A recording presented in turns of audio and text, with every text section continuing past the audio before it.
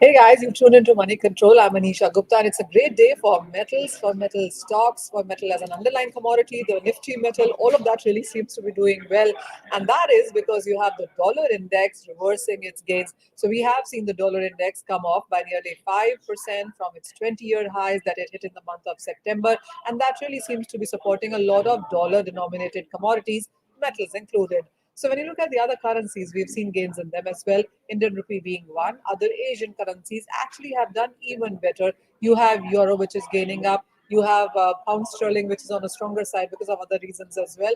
And then you have the Chinese yuan, which hit a record lows in the previous week, also rebounding strongly right now. And China, remember, is a powerhouse of commodities, so the markets are taking cues from that as well. You also have the treasury yields, which have stepped down a bit. That in turn has been supportive, and the markets are anticipating stronger data to come in from China from the November onwards, as we see less COVID cases there, and the data on the other side also start to come in slightly better. When you look at the metals itself, when we are looking at stronger fundamentals here in any case, so when you look at copper, we're trading at a 6 week highs, aluminum clearly outperforming on the higher side. Aluminum prices actually have gained nearly 7.5% in this week.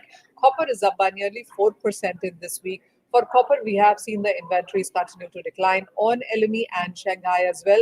All in all, when you look at the data, the global inventories of copper are just about enough for 4.9 days of consumption.